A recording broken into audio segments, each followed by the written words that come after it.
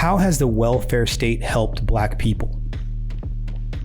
The welfare state, the welfare, the Section 8, WIC, all of these welfare programs that black men do not have any access to, how has that helped the community? I need you to answer that for me, please. How has low-income housing, how has food stamps, how has this whole economy based around the welfare state, how has that helped black people? How?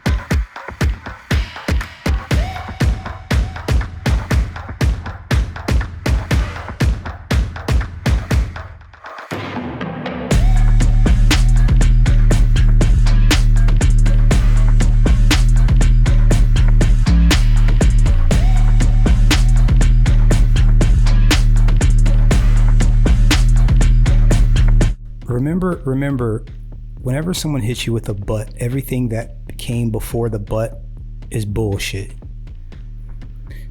Hold on. Say it again. That. But I do hear Roland's point that felt ignored. But you feel ignored, and then you go over to the other side. The oppressed feel oppressed. So then you go and try to align with the oppressor. So I'm not putting black men down, but sometimes it's like, well, some of you, Kevin. I'm not putting black men down, but, and then here it comes. And try to align with the oppressor. So I'm not putting black men down, but sometimes it's like, well, some of you Kevin Samuels following Tariq Nasheed quoting people, please. So I'm not putting black men down, but sometimes it's like, well, some of you Kevin Samuels following Tariq Nasheed quoting people, please. So I'm not putting black men down, but sometimes it's like, well, some of you Kevin Samuels following Tariq Nasheed quoting people, please. So I'm not putting black men down, but sometimes it's like, well, some of you Kevin Samuels following Tariq Nasheed quoting people, please. Sometimes it's like, well, some of you Kevin Samuels following Tariq Nasheed quoting people, please look at the truth and see what's happening and get in line with some of the black women. Is majority, like he said, vote Democrat, but that margin of people who can be plucked away from your people and go advance policies that harm your people, I just don't understand that.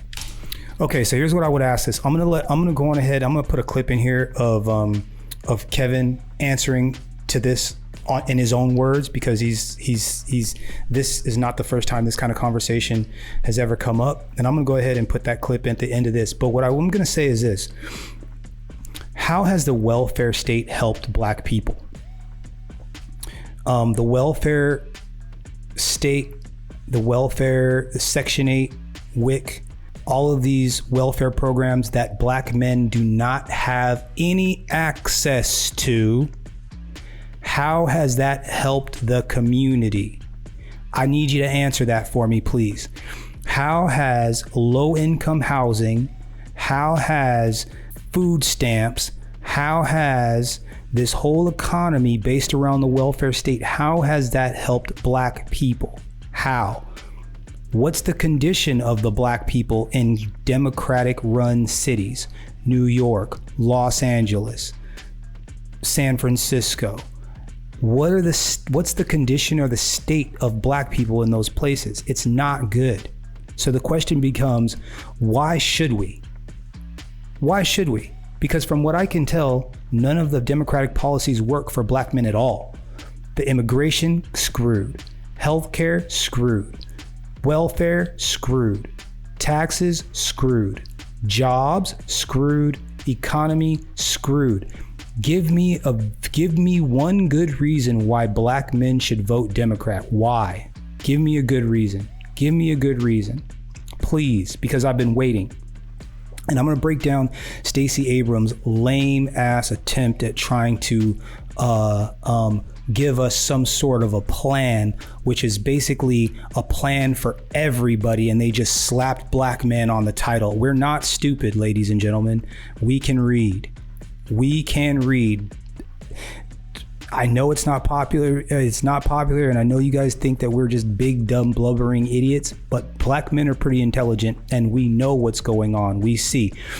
Before I let Kevin answer to this whole thing, I want you to see the responses and the looks from these guys. Black men down, but sometimes I'm not putting black men down, but it's like, well, some of you Kevin Samuels following Tariq Nasheed quoting people, please.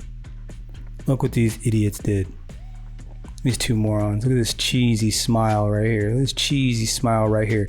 And you know what? I'm really not a huge fan of Roland Martin, but you know what, brother? He held tight. You know what I'm saying? He kept his chin up. He kept that stone face because he knew he was being jerked around. So props to you, Roland Martin, for that. So anyways, as I get up out of here, I'm gonna leave you with St. Kevin because he has an answer. He has an answer for this. Ms. Tiffany Cross, you should be ashamed of yourself. Shaming black men publicly on national television. The time of this kind of shit, we're not standing for this kind of stuff anymore. We're not standing for this kind of stuff anymore. This is completely inappropriate, and we should not be spoken to like children. We should not be spoken to like children. We can read, we can listen, we can comprehend, and we also have policies that we need for us. Since black women have decided that they don't want to be part of the group anymore, no problem. Let's separate. But if we're going to separate, black men are going to ask for things for themselves. No longer are we playing a team game. Black women, you guys are on your own on this one. You're on your own. So let's go on ahead and leave this video. St. Kevin, tell her what's up. Gentlemen, are men afforded First Amendment protection? See, it's only one way.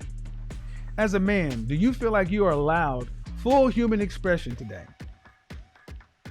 By the world in general, by women, or even by some men? And if not, what are you going to do about it? Men, you have a right to your opinion. You have a right to your voice. You have a First Amendment right to say what you want to say. And you don't have to be driven by others telling you what to do, how to do, and why to do. The world doesn't owe you understanding, and it's not going to change. You're going to have to fight.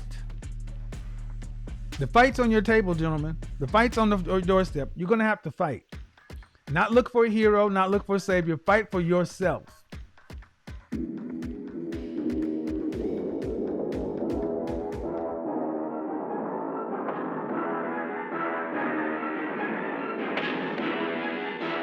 You look like a threat. I'm a threat.